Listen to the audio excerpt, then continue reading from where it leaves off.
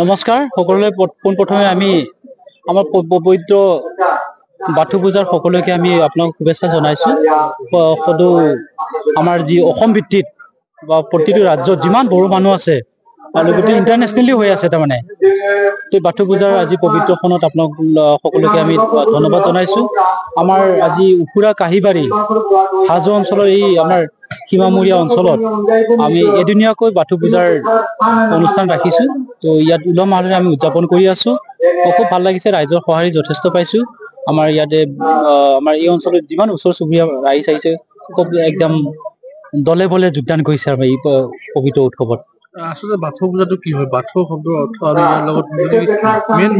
প্ৰসংগটো কি আছে বাথৌ পূজাটো কিয় কৰা হয় বা কি উদ্দেশ্যে কৰা হয় একচুৱেলি বাথৌ মানে পাঁচ থৌ মানে তত্ত্ব পাঁচটা তত্ত্বৰে গঠিত তাৰমানে এটা ধৰ্মৰ মানে আমাৰ বড়ো সমাজৰ ইয়াত পাঁচটা তত্ত্ব হৈছে আমাৰ আপোনালোকে জানে যেতিয়া আমি পঞ্চতত্ত্ব বুলি কয়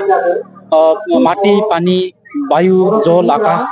যেনেকৈ গোটেই পৃথিৱীখন তেনেকৈ জড়িত হৈ আছে এই পঞ্চতত্ত্বৰ লগত জড়িত এটা ধৰ্ম এই পঞ্চতত্ত্বক যোনে সৃষ্টি কৰিছে সেই সৃষ্টিকৰ্তাকে তাৰমানে এই বাথৌ পূজাৰ মাধ্যমে আমি পূজা অৰ্চনা কৰো তো আমাৰ বড়ো সম্প্ৰদায় উলহ মালহেৰে প্ৰতি বছৰে আমি মাঘ মাহৰ দ্বিতীয় মংগলবাৰ এই বস্তুটো উদযাপন কৰা হয় আমাৰ সেই উদ্দেশ্যে আমি আজি আমাৰ উফুৰা কাহিবাৰী ৰাইজে আমাৰ ওচৰ চুবুৰীয়া ৰাইজৰ লগত মিলিত হৈ আমি এই অনুষ্ঠানটো ৰাখিছো এদিনীয়া কাৰ্যসূচীৰে আমি ৰাখিছো এদিনীয়া ৰাতিপুৱাৰ পৰা আমাৰ ইয়াতে বৃক্ষৰোপণৰ পৰা পতাকা উত্তোলনৰ পৰা তেনেকৈ আমাৰ শ্বহীদ তৰ্পণৰ পৰা আদি কাৰ্যসূচী আছিল তাৰপিছত আমাৰ আৰজ পাৰ্টি আহিছে সুদূৰ ওদালগুৰিৰ পৰা তেওঁলোককো পাইছো আৰু সন্ধিয়াকৈ আমাৰ কালচাৰ প্ৰগ্ৰাম আছে আমন্ত্ৰিত শিল্পীসকলো আহিব তেনেকুৱা আমি গোটেই দিনটো খুব আনন্দ উল্লাসেৰে আমি উদযাপন কৰি আছো মানে ভালেই লাগিছে আপোনাকো ধন্যবাদ জনাইছো সমূহ অসমবাসী ৰাইজক আৰু লগতে আমাৰ যিমানখিনি আমাৰ বড়ো সম্প্ৰদায় এই উৎসৱৰ লগত জড়িত আটাইকৈ শুভেচ্ছা জনাইছো অসমৰ আগশাৰীৰ সংবাদ গোষ্ঠী প্ৰভাতী অসমৰ দ্বাৰা পৰিচালিত থলুৱা ভাষা কৃষ্টি আৰু সত্য বাতৰিৰ আধাৰত প্ৰতিষ্ঠিত খবৰ প্লাট টাইমে যোৱা 16 জানুৱাৰী 2025 বৰ্ষত পঞ্চম বছৰত পদাৰ্পণ কৰিলে পঞ্চম বৰ্ষপূৰ্তিৰ বছৰৰ লগত সংগতি ৰাখি নিউজ চেনেলটোৰ কৰ্তৃপক্ষই অহা 2 ফেব্ৰুৱাৰী 2025 দেওবাৰে গুৱাহাটী উজান বজাৰস্থিত কুমাৰ ভাস্কৰ নাট্য মঞ্চৰ মঞ্চত